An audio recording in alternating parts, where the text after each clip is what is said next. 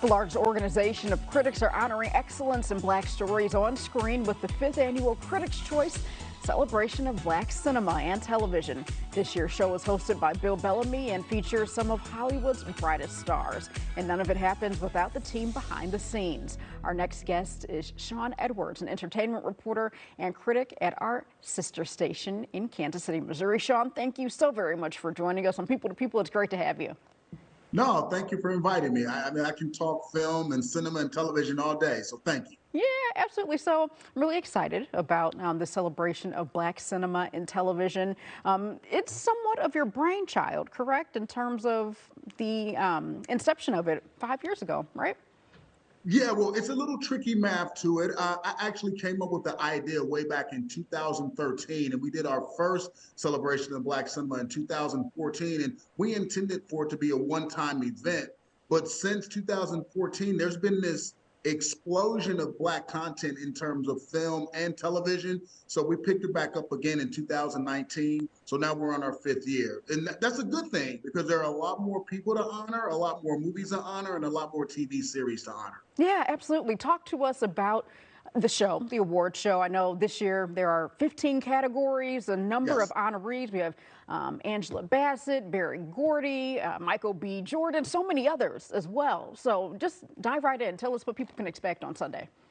Well, yeah, but the concept, it's not an award show per se. It's more like the Kennedy Center Honors, where we're honoring people. There are no nominees, and we don't open an envelope and read out and the winner is. These people are being honored for their contributions to Black cinema, their contributions to Black storytelling, their contributions to the Black experience in film and on television. And we just have pinpointed people who have done just a tremendous job in representing the culture through their work. Like Angela Bassett, who's receiving the Career Achievement Award, has done so much throughout her entire career through multiple decades. It only seemed fitting that she would be honored, with this award because she's done so much, with her platform. And it's about time that she be honored at this high level. I still scratch my head and can't believe she hasn't won an Oscar yet. So we said, look, let's just go ahead and honor her ourselves. And that's why we created this event so that, we can sort of tell our story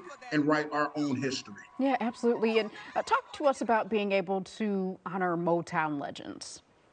Oh, that's so. I'm glad you brought that up because we gave Barry Gordy the Icon Award. That's our highest award. So we honored him with the Icon Award. But it's not for the music side of Motown. It's for the film side because as I was doing research, I saw that he had never really been given like any sort of respect or the proper accolades for what he did in terms of movies. I mean, remember, Motown was based in Detroit, and one of the main reasons they moved their main offices from Detroit to Los Angeles is because Barry wanted to jump into the film industry and the impact with the movies that Motown production release had such a huge impact on pop culture. I mean, you had movies like Lady Sings the Blues, you had The Wiz, you had Mahogany, you had the Bingo Long Traveling All Stars and Motor Kings, and all these movies had a huge impact. And they featured stars like Diana Ross and Billy Dee Williams and Richard Pryor and James Earl Jones. And a lot of these films were actually nominated for Academy Awards.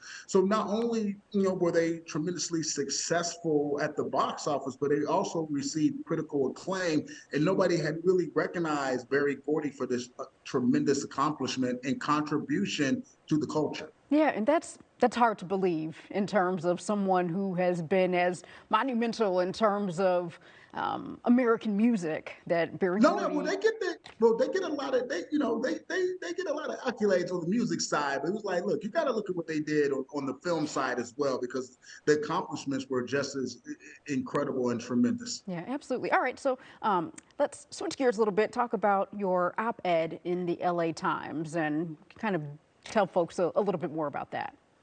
Yeah, I wrote a piece for the Los Angeles Times in response to an article that the Los Angeles Times had printed a few days prior.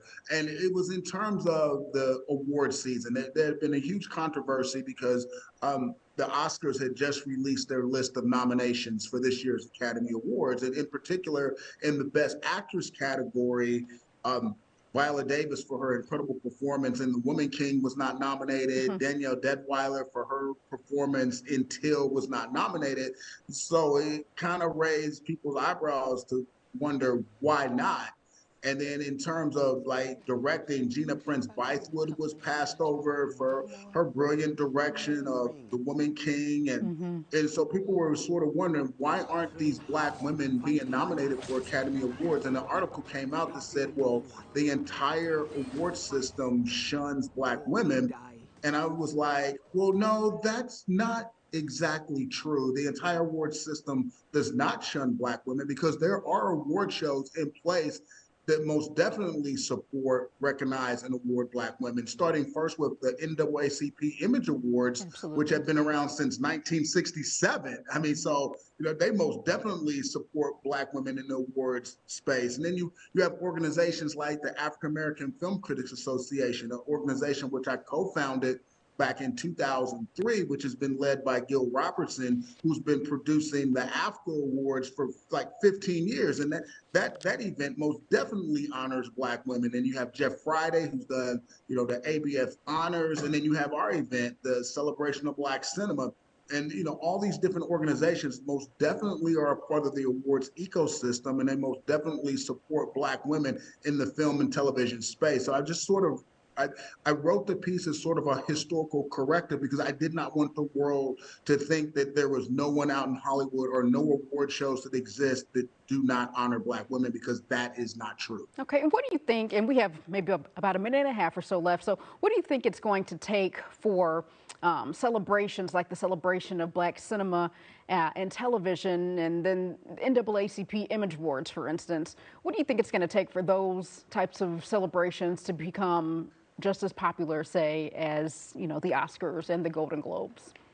I know this sounds like the easy answer, and I know it's going to sound like a sales pitch, but the best way to elevate the NAACP Image Awards or the celebration of Black cinema and television is to watch these award shows when they air on television, because ratings are important. And, if the audience grows, I think more credibility will be levied upon those award shows, and I think they'll be taken more seriously, not only in the industry, but by the general public as well. So when the Image Awards air on television, please watch and support. When the celebration of Black cinema and television airs on WGN on Sunday at 4 p.m., please watch, because that's how television works.